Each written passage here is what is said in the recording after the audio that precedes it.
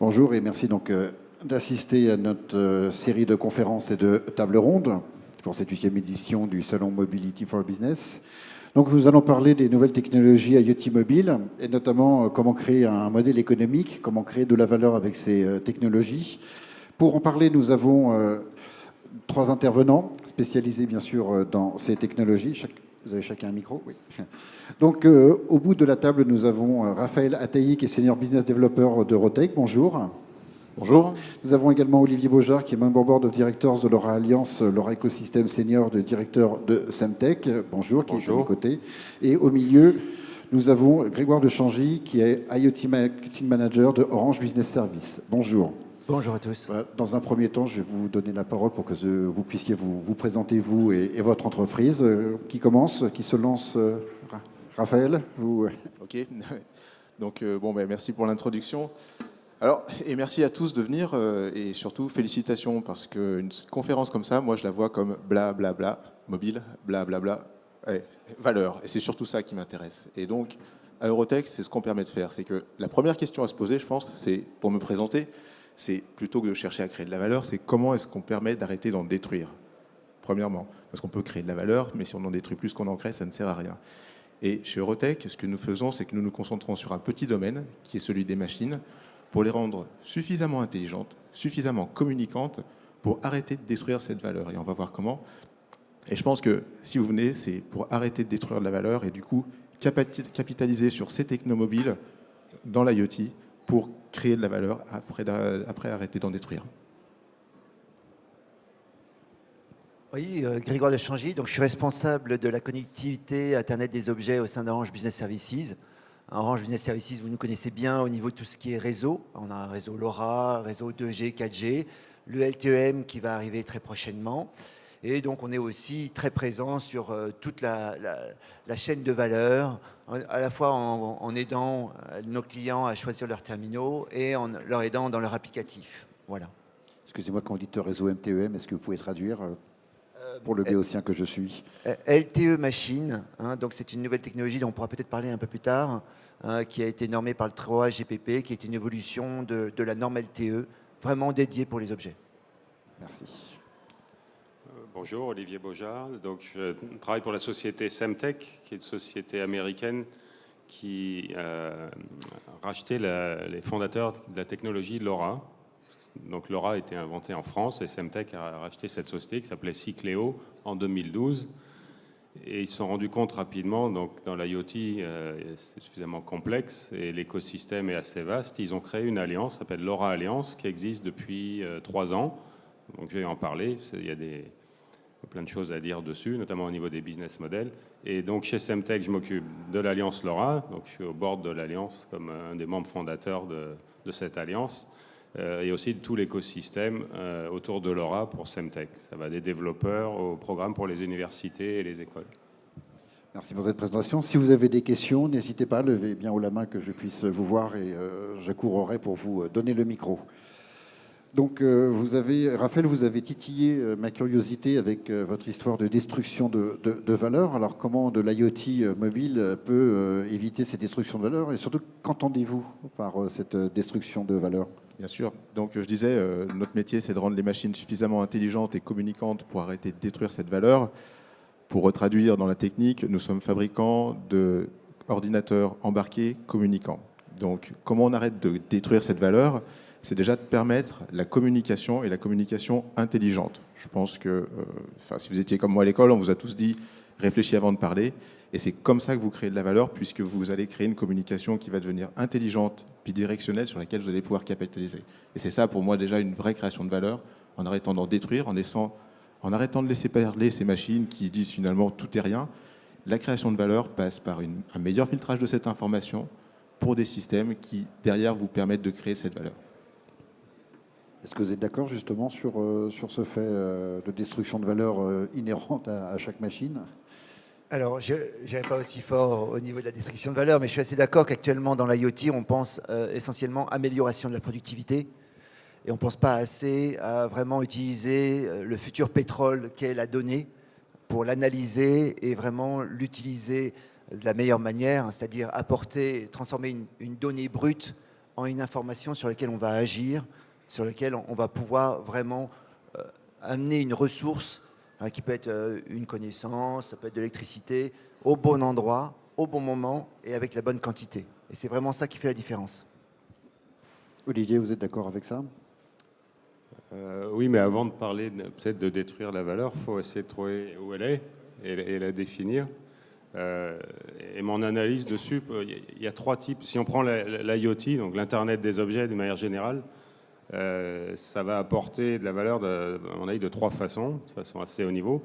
Soit, vous vous rendez compatible à une norme, type l'appel d'urgence automobile, les voitures doivent être connectées, donc vous n'avez pas le choix. Donc là, ça crée évidemment de la valeur. Les voitures sont connectées pour des raisons de sécurité et toute la chaîne de l'industrie, tout l'écosystème vient en bénéficier pour équiper ces voitures du chipset jusqu'au cloud et à la data.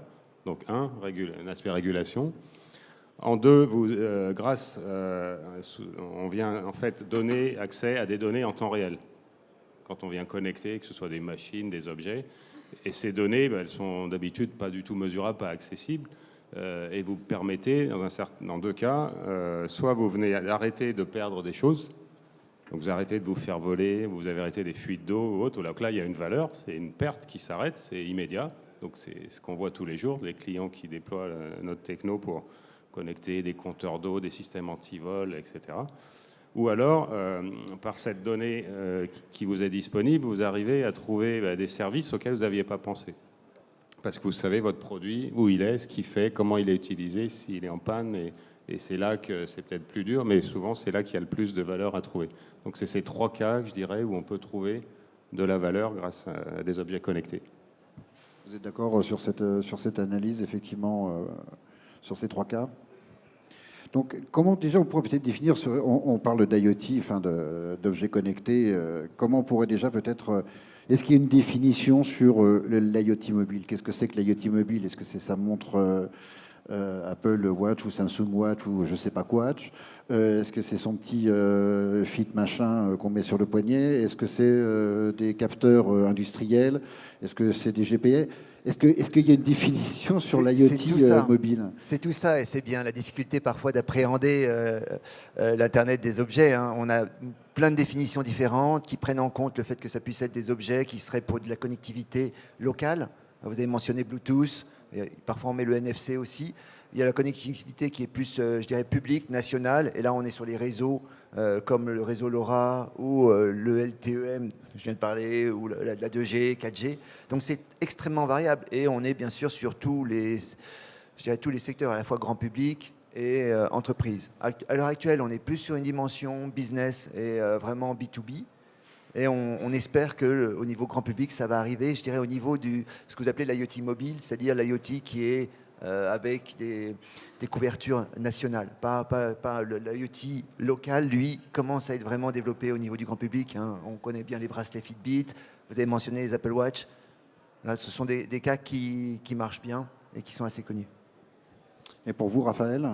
Je suis partiellement d'accord. Je suis quand même d'accord, mais partiellement. Je pense que l'Internet des objets doit déjà s'appuyer effectivement sur des outils qui sont les technos, pour commencer, avec un réseau adapté. Le réseau adapté doit justement être en fonction de, encore une fois je le redis, ce qu'on cherche à empêcher comme destruction de valeur. Un réseau adapté, ça peut être un réseau privé ou un réseau public, ça peut être un réseau local comme un réseau global. Donc déjà bien chercher quel périmètre on cherche à couvrir en pensant de Internet des objets. L'Internet des objets, ça peut être tout à fait limité à un petit périmètre. Et maintenant, l'Internet des objets, pour moi, c'est ce qui permet de répondre à ce qui nous a en fait transiter, on va dire, de notre ère où on était des nomades. Ensuite, nous sommes devenus sédentaires. Et aujourd'hui, on est dans un mix entre les deux. Et l'Internet mobile, il est là. Il est dans cette petite niche, en faisant attention quand même, parce qu'une niche, ça peut être assez à double tranchant. Ça peut être une niche, et vous êtes un vendeur d'esquimaux, finalement, au pôle Nord, ou ça peut être une niche, et là, vous êtes ce vendeur d'esquimaux sur la bonne plage de Cannes qui va bien en pleine canicule. Donc l'Internet des objets, c'est cette petite niche qui permet justement d'aspirer la connexion avec un objet, garder le contrôle sur lui, garder sa communication avec lui pour générer et continuer à générer de la valeur. Olivier, vous partagez ce point de vue, hein? Sur la définition, je dirais, donc Internet mobile, déjà, ça implique une technologie sans fil. parce que vous pouvez connecter avec des fils, des machines, et elles sont connectées. C'est de la IoT aussi, si vous voulez, mais bon, on va exclure cette partie si c'est mobile. Et après, les définitions, bon, c'est un peu compliqué parce qu'on vient adresser, pour donner un ordre de grandeur, une société comme Semtech qui vend donc des composants LoRa, des composants radio, c'est des milliers de clients dans le monde entier, ça représente des centaines d'applications différentes qu'on a essayé de regrouper en à peu près 7-8 familles. C'est ce qu'on fait dans l'Alliance, de gros marchés qui sont le marché de l'énergie, de la logistique ou autre. C'est là qu'on arrive à un niveau de définition à préciser ce qu'on fait. On appelle tout ça IoT, c'est un mot passe-partout, mais bon, voilà, la définition passe-partout est un peu dure à trouver. Donc ça reste assez vaste. Parce que quand je vois effectivement, quand on parle de nouveaux modèles économiques, on voit bien ce que ça peut recouvrer, mais comment établir un modèle économique avec des objets aussi disparates, finalement, qui ont des moyens de communication aussi variés, des systèmes d'exploitation aussi variés. Comment cela peut s'intégrer dans un modèle économique préexistant, celui d'une entreprise, dans un schéma informatique existant, qui est le système d'information de l'entreprise. Comment toutes ces technologies finalement tellement variées, tellement nouvelles, on a même l'impression qu'il en apparaît de nouvelles tous les 2-3 ans, et des nouveaux protocoles de communication, etc. Comment définir un modèle économique créateur de valeur dans toute cette nouveauté et cette variété qui vient s'intégrer dans quelque chose d'existant? Est-ce que ça, c'est pas un peu la quadrature du cercle ou quelque chose dans ce goût-là? Je vais peut-être répondre d'un point de vue de l'Alliance LoRa qui a été créée. Donc elle rassemble, a été créée il y a 3 ans et demi. Au départ, c'était 10 sociétés, fournisseurs de techno, dont Semtech. Aujourd'hui, la semaine prochaine, on fait une de nos réunions annuelles en Asie. On est 500 sociétés dans le monde entier et ça représente toute la chaîne de la valeur. Des gens qui font des chipsets, des opérateurs, des gens qui font des gateways, des routeurs, des services, du cloud, etc. Donc c'est extrêmement varié. Et l'Alliance a pour but de définir un protocole logiciel de bout en bout, chip to cloud, et tout est mis en open source. Donc au niveau modèle de business, on n'impose rien. Chacun après fait comme il veut. Donc tout le monde contribue à 2 choses, à venir définir cette spécification comme une comité de standardisation. Qu'est-ce qu'on spécifie, comment on rajoute des fonctionnalités, le roaming, de la sécurité. Donc ça ne s'arrête jamais. C'est comme un comité de standardisation. Mais tout ça est mis en open source pour tout le monde, en accès libre. Et après, ce qu'on vient faire, surtout, comme c'est de l'argent mis en commun, c'est faire la promotion de la technologie avec tous les business models possibles et inimaginables que les gens viennent mettre en place. Et je dirais, le business model, il va dépendre de l'appli, du vertical que vous adressez. C'est pas du tout la même chose quand vous adressez l'énergie ou l'agriculture, même si dans les 2 cas, par exemple, je prends le cas de l'eau, parce que souvent, LoRa, comme c'est extrêmement low power, dans l'eau, il n'y a pas d'électricité. Vous venez de mettre une batterie et vous connectez vos compteurs d'eau. Chez des utilities, ils n'ont pas la même demande que quelqu'un qui vient regarder l'irrigation, et pourtant,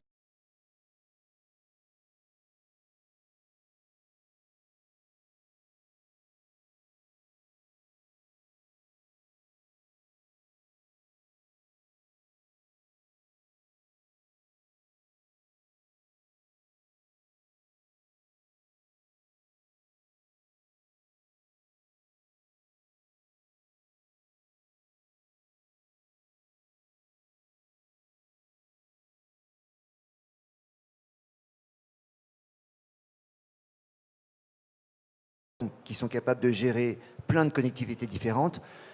Nous, on considère que globalement, chaque projet a sa propre connectivité. Il n'y a pas une connectivité qui va faire tout. Et c'est pour ça que chez Orange, on part sur le principe qu'on a besoin de tous les réseaux. Un réseau LoRa qui est en open, la 2G classique, le LTE-M qui va arriver, la 5G aussi. Et nos plateformes aussi sont multiconnectivités par essence. Et donc, elles sont faites dès le début pour être capables de mélanger les données. Parce que, bien évidemment, l'intérêt pour une entreprise, c'est de multiplier à la fois la captation de données qui sont propres, internes, et des données qu'on peut enrichir avec des données qu'on achète ou qu'on prend auprès d'autres fournisseurs de données et qui vont vraiment enrichir le service. Un exemple extrêmement simple, c'est dans la smart agriculture. Si vous avez un capteur qui gère la sécheresse du sol, ça peut toujours être très intéressant de pouvoir savoir, avant d'arroser, quelle va être la météo. Et donc de recueillir dans votre analyse une information qui viendrait de Météo France. Donc c'est ça. Donc le propre, vraiment, c'est pas un dilemme. Au contraire, le fait d'avoir une multitude de capteurs, de données qui viennent de partout, à partir du moment où on est en open source, à partir du moment où on a des standards qui sont bien normés, c'est ça la richesse de l'IoT. Pour vous aussi, Raphaël, tout est dans l'open source? Open source, premièrement, et je rajouterais aussi interopérabilité, parce que vous pouvez être open source sans être interopérable et sans être... L'interopérabilité inclut évidemment le multi-techno, le multi-réseau, et c'est aujourd'hui penser qu'on peut générer une valeur à partir d'une solution qui soit 100% fermée, ça reste peut-être vrai pour un temps mais très limité, mais l'open source et l'interopérabilité, oui, permettent de générer de la valeur. Donc maintenant, on voit ça. Comment, d'après vous, on peut établir un nouveau modèle économique à partir de l'IoT mobile? Est-ce que ça dépend beaucoup aussi du secteur d'activité dans lequel ces technologies sont déployées? Ça dépend de quelle technologie? Comment vous voyez ça de manière concrète? Comment en fait les clients viennent vers vous avec quel type de problématique en fait, justement pour créer de la valeur? Je pense que déjà il faut penser sur une solution qui est pérenne. Si on pense créer de la valeur sur un effet waouh, ça ne marchera pas longtemps.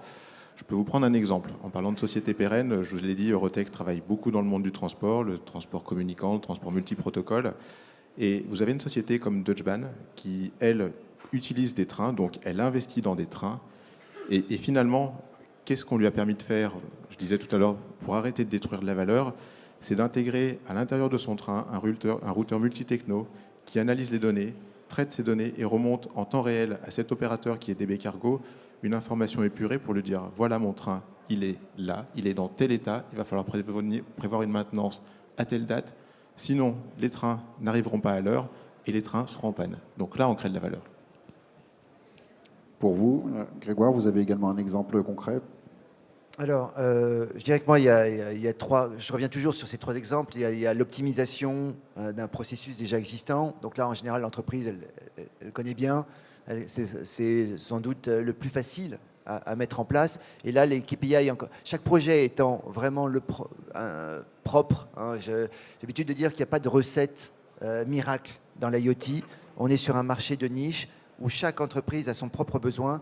Et même deux entreprises du même secteur peuvent avoir un usage de la donnée qui n'est pas le même. Donc là, l'optimisation, ça c'est classique. Maintenant, de nouveaux business models arrivent.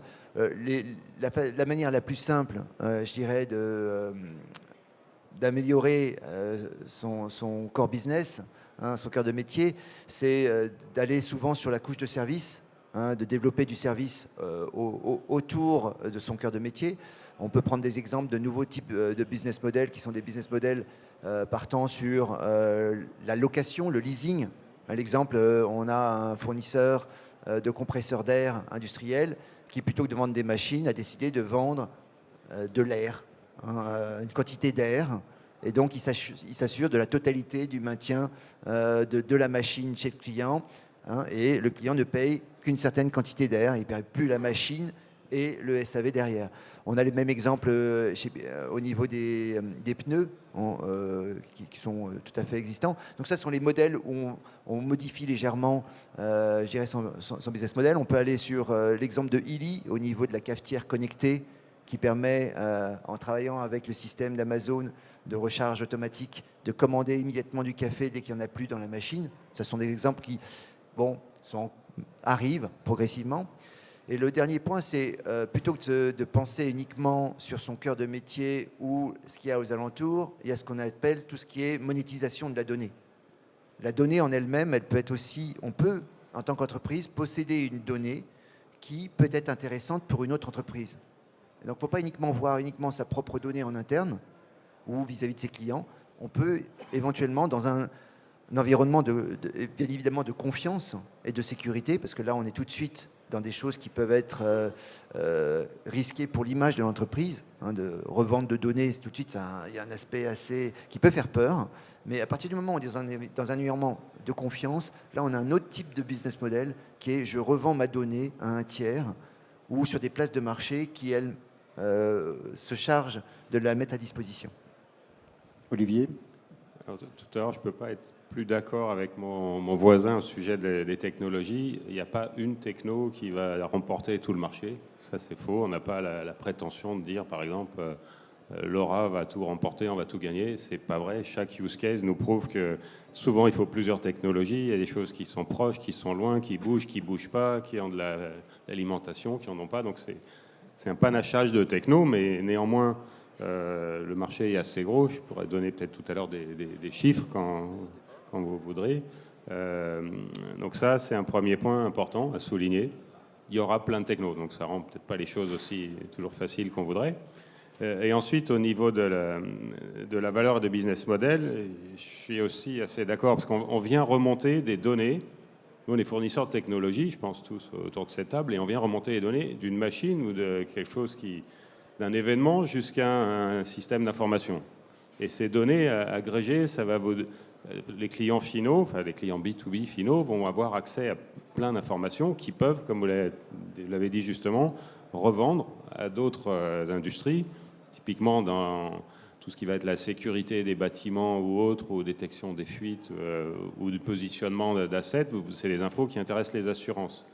Les détecteurs d'incendie qui sont connectés, ils savent si oui ou non ils étaient branchés, ce qui s'est passé, où ils peuvent arriver plus vite, et ils ont des économies importantes. Donc c'est des données qui sont revendues ou ils ont donné accès, ils ont un modèle à créer, chaque industrie décide. Donc ça, c'est extrêmement innovant et intéressant. Un autre exemple, c'est qu'avec la techno LoRa, on peut faire du positionnement très bas coût, parce que toute l'intelligence est dans le serveur, peut-être sans rentrer dans les détails, c'est de la triangulation. Donc, vous laissez les mêmes capteurs pas chers qui ne consomment pas et vous avez à 100 mètres près, vous savez où sont vos appareils, connectés ou pas. Et avec ça, le fait qu'on soit extrêmement basse conso, on peut arriver sur des produits quasiment jetables où vous venez tracer des objets qui peuvent être livrés. On a par exemple un nouvel acteur qui est rentré dans l'alliance, c'est Alibaba, c'est le cloud, l'Amazon chinois. C'est énormissime le business qu'ils font et ils ont des projets, pas seulement sur le cloud, mais de connecter beaucoup d'objets grâce à la technologie qu'ils trouvent dans l'Alliance, justement pour apporter de la valeur à leurs clients ou à d'autres acteurs, parce qu'ils ne vont pas se priver de revendre ces informations à qui de droit, à toutes les marques possibles et inimaginables. Donc c'est des exemples de business model qu'on permet, alors pas directement, parce qu'on est humblement une petite partie, nous on est le petit composant en bas à droite qui connecte, mais ça permet à tout le reste d'imaginer leur futur connecté. Vous disiez avoir des chiffres, n'hésitez pas à nous les communiquer pour voir un petit peu l'étendue du marché, ce que ça représente actuellement, savoir où on est, parce que on parle beaucoup, mais on sait finalement concrètement. Je vais devoir parler de technologie, parce que ça va dépendre de technologie. Moi, avant d'être chez Semtech, je suis passé plusieurs années dans le monde de l'IoT cellulaire. Et ça nous a pris à peu près 15 ans pour atteindre, donc cellulaire, 2G, 3G, 4G, c'était chez Wavecom et Sierra Wireless, pour ceux qui connaissent. Ça nous a pris plus de 15 ans pour atteindre la 100 millionième pièce vendue. 100 millions en 15 ans. Donc ça, c'était il y a plus de 5 ans maintenant, je pense qu'ils en sont à 150. Donc vous voyez, on empile des volumes, donc ça n'a rien à voir avec les nouveaux smartphones qui sont vendus, ils doivent faire ça en quelques semaines. Et au niveau de LoRa, alors on ne donne pas les chiffres actuels, mais néanmoins, on a fait récemment une annonce, Semtech, puisqu'on vend toutes les puces LoRa. On a dit dans cette annonce qu'en début de l'année prochaine, donc premier trimestre de l'année prochaine, on aura atteint plus de 80 millions de pièces vendues dans le monde entier. Et on existe depuis que l'Alliance existe. La progression est un petit peu exponentielle à ce niveau-là. C'est assez rapide, parce qu'en à peu près 3 ans, 3 ans et demi, parce qu'il y a eu des premiers protos, on atteint 80 millions. Avant, c'était 10 ans, donc vous ne voyez pas la même échelle.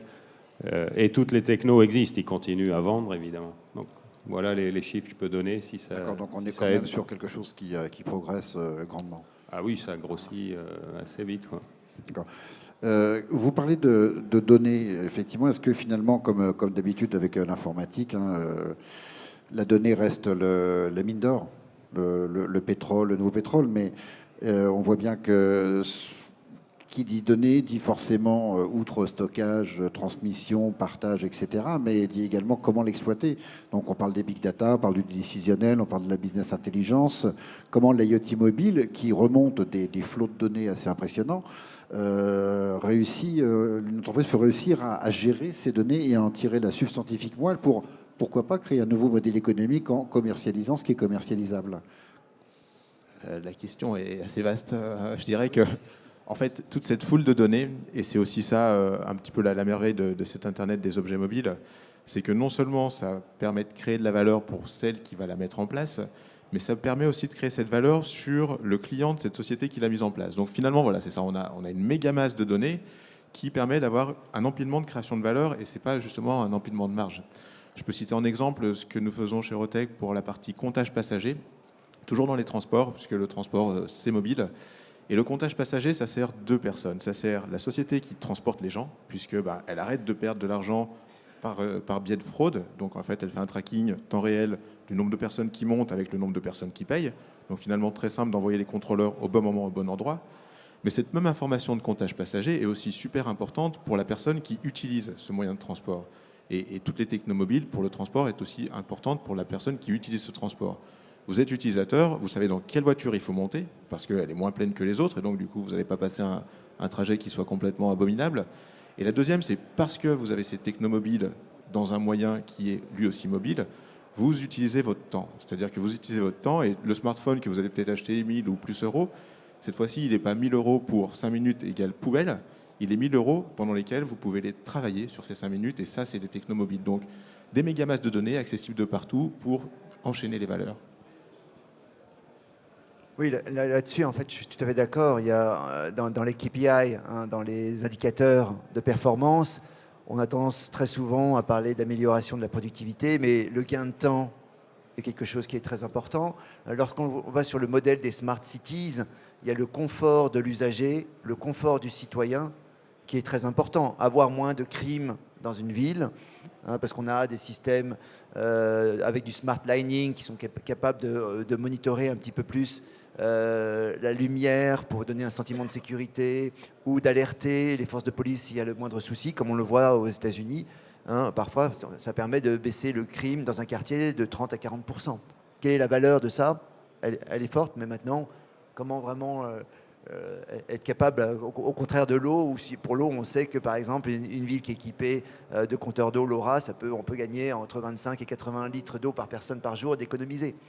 Donc voilà, chaque fois il faut se poser la question véritablement, par exemple mettre des indicateurs de pollution, qu'est-ce que ça apporte?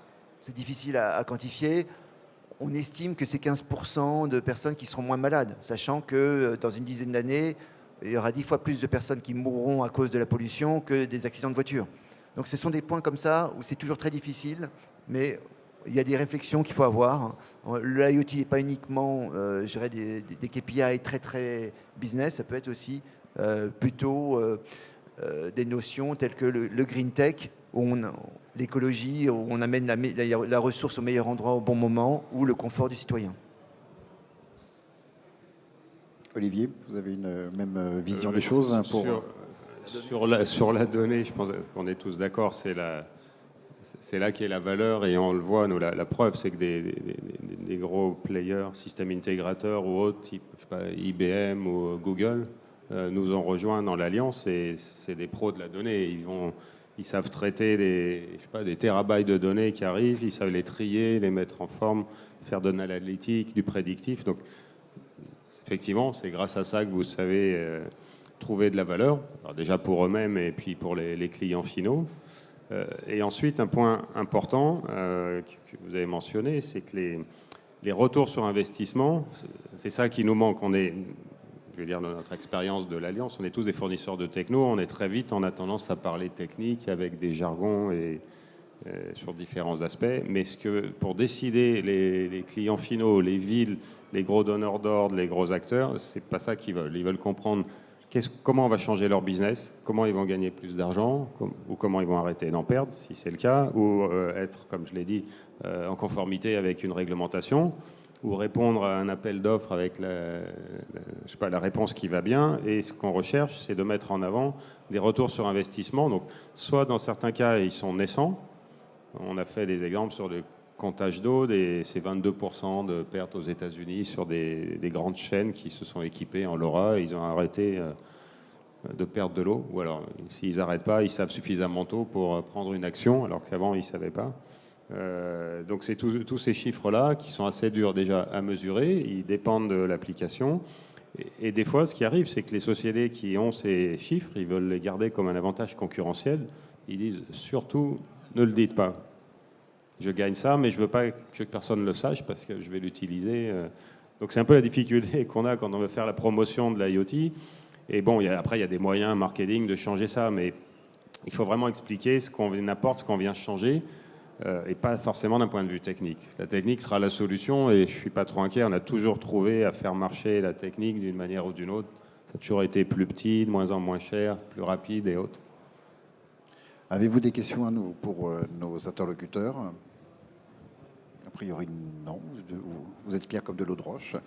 Vous parliez, au début, vous avez parlé de confiance, que l'IoT mobile doit être justement une sorte d'intermédiaire technologique, mais de confiance. Mais qui dit confiance dit sécurité. Comment ça se passe un peu justement en termes de sécurité, car qui dit transmission, dit communication, dit possibilité de hacking, enfin tout le monde connaît ça. Donc ça peut être un point faible pour entrer dans le réseau et donc dans le système d'information d'une entreprise. Comment ça se passe justement pour que l'IoT mobile devienne un vrai intermédiaire de confiance, un outil de confiance et donc sécuritaire? Il y a forcément un moment, un critère normatif qui va intervenir. Aujourd'hui, on est encore à la belle époque où c'est tout neuf, tout le monde fait un peu ce qu'il veut. Il n'y a pas encore de standard. Donc il y a des sociétés, en tout cas c'est notre cas chez Eurotech, qui font les choses bien, c'est-à-dire intégrer la sécurité sur toute la chaîne, dès la partie matérielle, sur la communication, sur le réseau. Donc voilà, c'est l'essence de l'art pour une société qui a l'habitude de traiter ça, mais il y a tellement de nouveaux intervenants qu'ils découvrent et ils laissent des trous dans la raquette. Donc oui, ça va changer, ça va aller vers le mieux. C'est déjà très bien pour les gens qui savent le faire. Encore une fois, c'est une question de temps. Pour vous, Grégoire? Non, je suis tout à fait d'accord. Les normes sont vraiment très importantes. Penser dès le début sa solution avec la sécurité, penser à avoir systématiquement des systèmes de mise à jour. C'est aussi un des gros problèmes qu'il y a sur beaucoup de terminaux IoT, qui sont des terminaux qui sont faits volontairement avec un design très simplifié, hein, pour permettre vraiment de pouvoir en déployer des centaines de milliers à moindre coût. Mais le souci qu'il y a ensuite, c'est la mise à jour de ces terminaux si on trouve une faille. Hein. Et bien évidemment, quand on est sur des terminaux qui peuvent avoir des durées de vie de 10 à 15 ans, c'est quand même très très important. Voilà, donc le début, vraiment, le design, la sécurité dès le début doit être dans le design de l'objet, la mise à jour régulière. Je me permets de dire qu'au niveau de la connectivité, on est dans un monde qui est très normé, très, assez sûr, avec des authentifications qui sont connues depuis longtemps, hein, à travers la SIM notamment, mais avec d'autres protocoles qui sont assez sûrs. Et lorsqu'on est au niveau du SI de l'entreprise, là, on retombe sur le SI classique, si vous voulez. Donc vraiment, je dirais que l'endroit où il faut vraiment faire attention, c'est cet objet.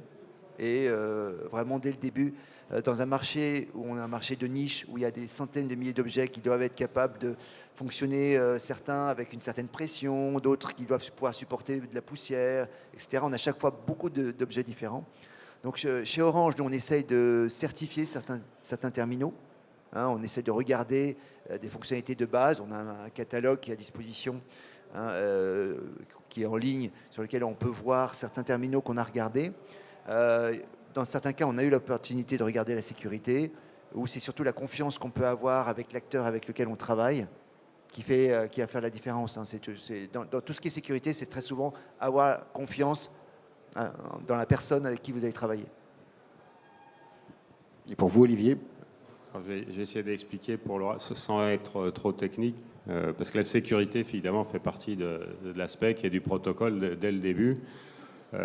En fait, on a dissocié deux choses, c'est-à-dire la session, la communication, Donc là-dessus, il y a des clés de session, des clés cryptographiques avec des algorithmes qui sont dans l'objet et dans le serveur, mais qui viennent sécuriser la session. Donc là, c'est pour l'opérateur public ou privé, il vient crypter ce qui est la donnée qui sont échangées.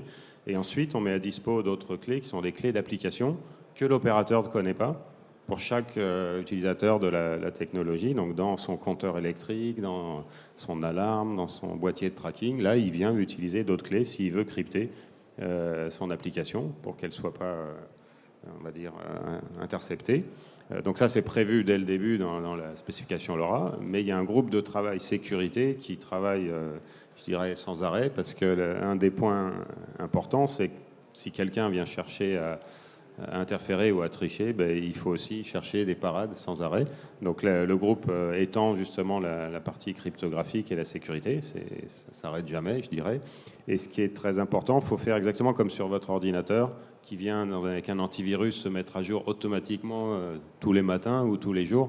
Ben, on fait la même chose. On a mis des systèmes de firmware over the air, c'est pas être trop technique, c'est-à-dire qu'en gros, vous envoyez des mises à jour logicielles assez petites à tous les objets en même temps, pour mettre à jour le soft, parce que là, vous avez dit, bah non, là, il y a une faille possible, hop, je mets à jour. C'est comme votre PC, mais sauf qu'on utilise très peu de données, donc on doit faire différemment, on doit tout couper en petits morceaux, reconsolider un endroit ou un autre, parce qu'on a très peu de batterie possible, mais c'est prévu et c'est mis en place.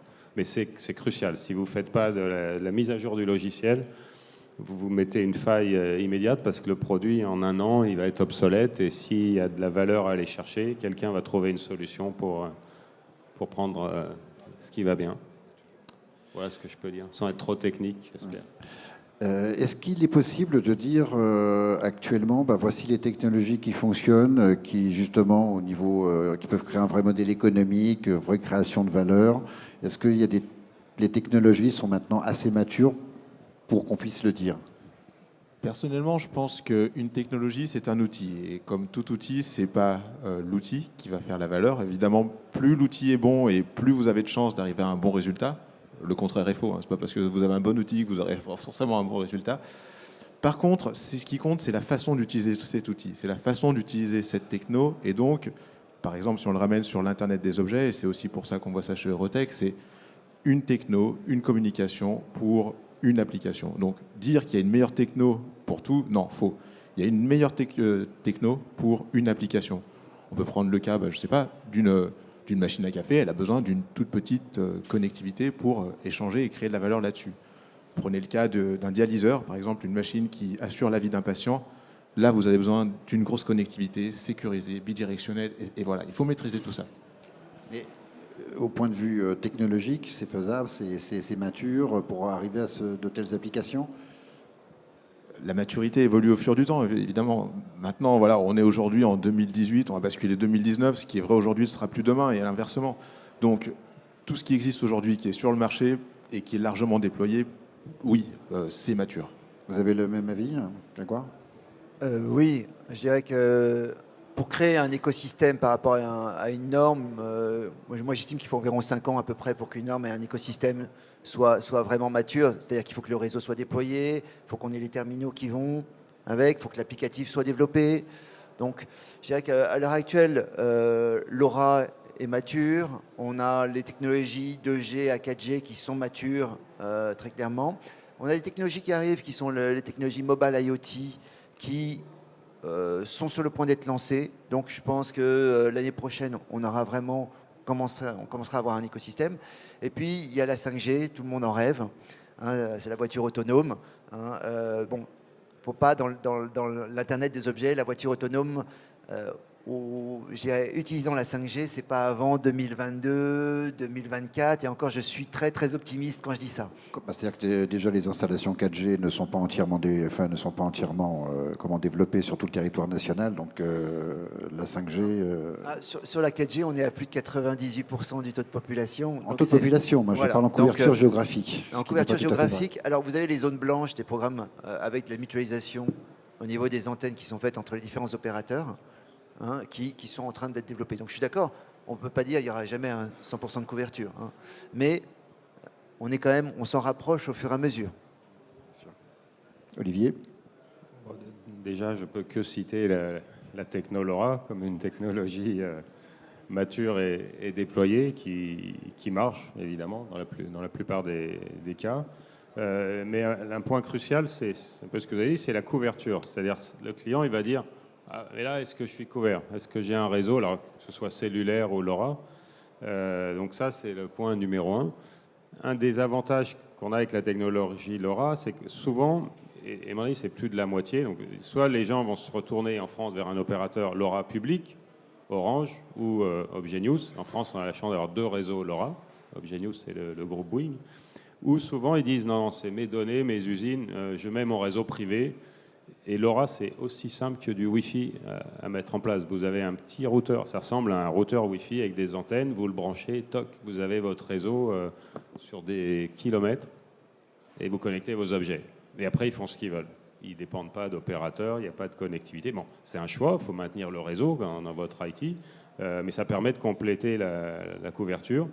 Dans certaines zones rurales, c'est un peu plus compliqué. On regarde du côté des satellites, comment on peut faire, parce qu'en voie montante, descendante, comme il n'y a rien qui arrête les ondes, on peut aller assez haut. Mais le premier point, c'est la couverture. C'est pas tellement ça marche pas, c'est est-ce que ça va être couvert, et c'est le cas dans les zones blanches, quelle que soit la techno. Vous allez tracer des animaux.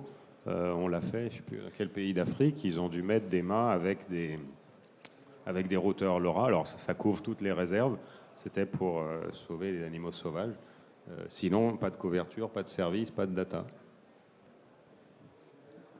Donc on sent que l'avenir de l'IoT mobile va quand même beaucoup reposer sur ça, en fait, pour justement assurer une vraie pérennité économique et de service, pour apporter un ROI, pas simplement financier comme on l'a vu, mais également de qualité diverses et variées. Quelle est votre vision justement sur la perspective de l'IoT mobile? Comment vous voyez l'horizon 5 ans, parce que maintenant 5 ans c'est du super long terme, comment vous voyez l'évolution de l'IoT mobile de façon pérenne? Comment voyez-vous évoluer cette technologie, hein? Alors, je peux donner une vision très orientée réseau, connectivité. À l'heure actuelle, on repose essentiellement à 90% sur des technologies 2G et 3G. Dans la plupart des usages. Ce sont des technologies qui n'optimisent pas du tout l'usage de la fréquence radio, qui est quelque chose d'assez rare. On va avoir des millions d'objets qui vont bientôt arriver. Donc, ces technologies, elles vont disparaître. Elles vont disparaître dans 5 à 10 ans pour être remplacées par des nouvelles technologies 4G et 5G. Sur la 4G, on va avoir les technologies, ce qu'on appelle le Mobile IoT, qui est donc le LTEM, donc qui est le LTE pour les machines, et donc qui fonctionne sur la 4G et qui permet d'améliorer l'autonomie des batteries, ce qui est très important pour quelqu'un qui a des objets connectés, et qui va permettre d'atteindre des réseaux, d'augmenter la couverture réseau par des systèmes de réplication des messages et par des terminaux qui sont plus sensibles, qui sont capables d'émettre plus facilement dans des situations où la fréquence radio est pas idéal. Voilà. Donc ça, ces technologies-là, donc il y a le LTEM, il y a le NB-IoT, mais qui, d'une certaine manière, ne peut pas remplacer la 2G, 4G, parce que le NB-IoT est fait plutôt pour porter des petites quantités de données. Donc, je dirais le réseau phare, ça va être le LTEM, parce qu'il va pouvoir faire de la voix, du SMS, porter des images, du contenu. Et on va avoir sur un besoin plus de télémétrie, de données simples, on va avoir le NB-IoT et LoRa, sachant que LoRa a quand même eu un avantage à l'heure actuelle. LoRa a 2 ans d'avance, je dirais, sur le NB-IoT, où on n'a même pas de réseau encore déployé en France. Ça commence à se déployer dans les autres pays, en Europe. Et encore une fois, c'est pour vraiment ce que j'appelle des cas d'usage qui sont plutôt la télémétrie d'eau, d'énergie. Ça va être tout ce qui est ville, la smart city, le smart building, un peu de smart agri, mais toujours des données simples. Voilà, donc ça, l'évolution, c'est comme le paysage à 5 ans, et le paysage à 10 ans, ce sera la 5G, avec des promesses de latence extrêmement faibles, avec une une reliability, alors du moins une capacité, une sécurité, je dirais, dans la donnée qui va être assez impressionnante, qui va permettre de faire de la télémédecine, d'avoir de la voiture autonome. Mais ça, je pense qu'on est vraiment dans des cas pratiques et avec un écosystème mature plutôt dans 7-8 ans. Voilà. Je pense qu'il y aura des cas, la technologie sera lancée avant, mais ça mettra du temps à arriver. Voilà. Pour vous, Olivier, quelle est votre vision à 5 ans ou 10 ans? Parce que, évidemment, on travaille dur pour permettre d'avoir la majorité de produits connectés sur notre technologie, mais je pense qu'il y aura effectivement le monde cellulaire va pas s'arrêter. Il y a des technologies basse conso aussi qui arrivent et qui seront là puisque les opérateurs portent ça sur le réseau public. LoRa, évidemment, sera présent puisqu'on a déjà une base installée énorme et qui grossit. Puis souvent, on adresse des industries où les gens ne peuvent pas changer facilement. Quand vous avez installé, comme c'est le cas, souvent des millions de compteurs, s'il faut aller tout changer, c'est très coûteux, à moins de changer tous les compteurs, ce qui est aussi possible. Donc il y aura cette existence, à mon avis, de au moins 2, mais après il y en aura d'autres si vous êtes indoor technologie. Mais surtout, l'aspiration qu'on a, c'est que l'IoT devienne quasiment natif dans les objets qui sont mis sur le marché, dans les appels d'offres, que les gens ne se posent plus la question, est-ce que je dois connecter ou pas? La question de la techno, c'est à nous de la poser et de faire ce qu'il faut pour que ça marche. Mais ils disent, oui, ma ville, ma nouvelle ville où je déploie, je sais pas, des poubelles, de l'éclairage, je connecte. C'est obligatoire de connecter. Enfin, ils ne se posent même plus la question. Et pareil, quand un objet sort, est-ce qu'il est connecté? Parce qu'aujourd'hui, on vient adresser plein d'industries. Je peux les lister. Il y en a 7 où LoRa fait du business. Vous avez donc le monde de l'énergie, toute la logistique tracking, smart city, smart building, smart home, l'agriculture. Et le dernier, c'est un peu où on met tout, industrial IoT. D'accord? Sur ces 7 gros marchés, on vend donc des millions de pièces tous les ans et on voudrait faire en sorte que partout, quand les gens font un nouveau produit, un nouveau service, ils ne se posent plus la question. C'est forcément connecté. Et à nous, de toute la chaîne de la valeur, de faire ce qu'il faut pour qu'ils viennent choisir les solutions chez nous. C'est ça, à mon avis, qu'il faut viser. Tout chez vous. Chez nous, tous au... Je dirais qu'avant de plus se poser la question de il faut connecter, pas connecter, je dirais pourquoi est-ce qu'on a besoin de connecter? Et je pense que pourquoi on a besoin de connecter et pourquoi le futur de l'Internet mobile, c'est pour que les objets deviennent plus robustes finalement, pour qu'on en jette moins, qu'on détruise moins de valeur. Encore une fois, je reviens dessus. Et surtout, il faut peut-être aussi arrêter un moment que ces évolutions de techno nous permettent d'arrêter de se poser la question quelle techno je dois choisir. Ça va être là le changement. Un objet qui va être auto-adaptatif en fonction des avancées techno, quelque part. Quel réseau je dois choisir automatiquement? Est-ce que je dois dépendre de l'infrastructure ou est-ce que je permets de faire un maillage interobjet qui permet d'avoir une couverture locale et plus d'être dépendant de cette couverture de réseau qui finalement donne la vraie valeur sur l'Internet pour tous et même pour tous ces objets-là? Merci. Est-ce que vous avez une question avant de conclure? Non, je vous demanderai à chacun peut-être une phrase de conclusion, si vous voulez. Je dirais tout simplement qu'il y a eu beaucoup de hype au niveau de l'IoT. Hein, on est redevenu, je dirais, dans le monde réel, hein, enfin. Et là, depuis cette année, vraiment, on voit vraiment des cas concrets, des choses qui arrivent. Donc, il faut être vigilant. On n'est plus sur des analyses qui annonçaient 50 milliards d'objets en 2020. Heureusement. La fourchette connectée, par exemple, ou la brosse à dents connectée. Voilà, des usages qui étaient quand même assez farfelus. Mais voilà, on est maintenant dans le monde réel et il faut tout simplement penser à son entreprise, vraiment avec l'IoT et cette donnée, ce nouveau pétrole, comme le cœur de la valeur de l'entreprise. Raphaël ?